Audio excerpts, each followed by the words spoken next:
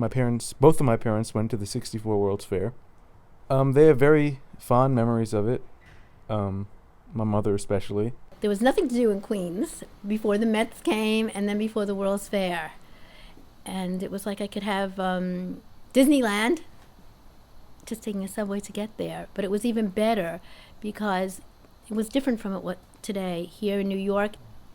And I was really lucky to be able to go there all the time.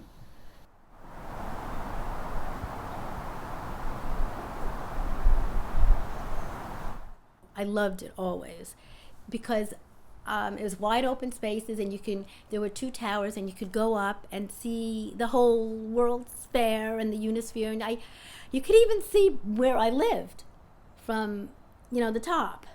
So that was cool. The colors were just beautiful, and they always had like concerts or things to do in the interior. So we often went there too. Certainly unusual, and there aren't too many buildings like it.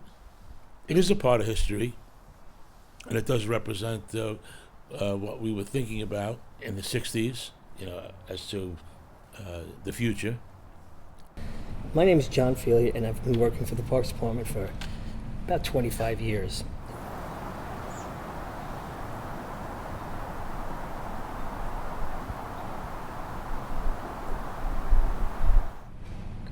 Well, it was sponsored by Texaco, and it was to showcase the state's uniqueness and the state's quote-unquote character and flavor.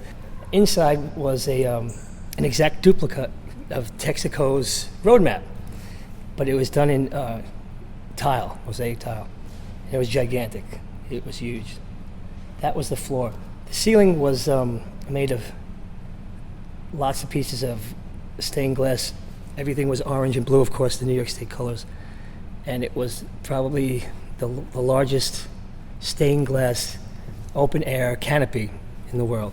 Well, in the daytime, the spectacular view would actually, of the New York State Pavilion would actually be from inside looking out. You could take the elevator and go to one of several floors. One was an observation deck, and one was a restaurant. At night, it actually took on a whole different feel. There was blue globe lights, about, I'd say, a foot in diameter, and they just covered the entire building. They gave it a kind of glow that almost made it feel lighter than air. When it left, it really left a hole when the World's Fair left, because it was there for like a year plus, and it was just like lonely after it left. There wasn't as much to do, and it put Queens on the map, I guess, because before that there was really nothing to do here. It was kind of boring, but there it was very exciting, and then it was kind of sad. After the World's Fair ended, there was a race to achieve Robert Moses' dream, because for Robert Moses, the World's Fair was just a means to an end. He wanted to create the premier urban park on the planet. He wanted this park to outdo Central Park, to outdo any park in any major metropolitan area. But the funding just wasn't there, and actually the 64-65 World's Fair, the profits of which was supposed to go towards building this park, well, there really wasn't much profit at all. It actually lost money in the end. So they did what they could, but what they wound up doing with the New York State Pavilion is renting it out. And the contractor turned it into a roller rink. So at night, teenagers would come down and they play disco music and they dance and roller skate around. And it existed in that state for about roughly 10 years. But then the structure itself became very unsafe because the stained glass pieces started to actually come loose and fall. So that they had to just stop it. Years went by and fell into disrepair. But soon there was a kind of movement in the community that swept over into the agency, where maybe we can restore it, maybe we can make this into something wonderful and beautiful. And so a consulting company was hired to do a study to see how much it would cost both to restore it as well as to take it down.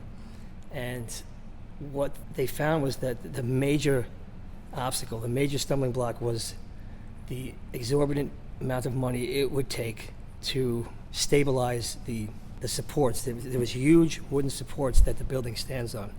But since they are embedded in what used to be an ash dump, and the ash was thrown on swamp, they were just like sitting in water for decades, and they were so rotten that it would cost so much money just to stabilize those that there wouldn't be anything left to do anything afterwards.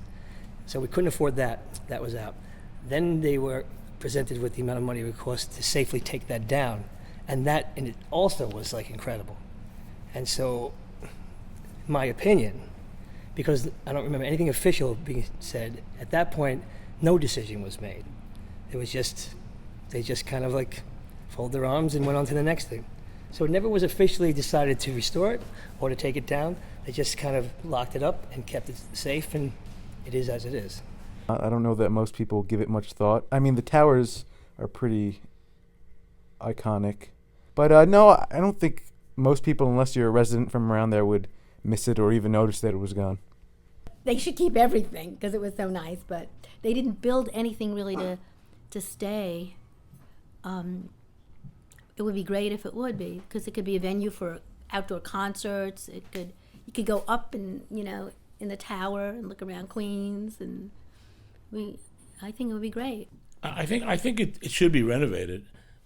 There were so many things about the 60s. The 60s was, looking back, an extraordinary era. I think there's a way to preserve it and to add to Flushing Meadow Park and to that area. It's history, and it's beautiful, and it could be made really more beautiful.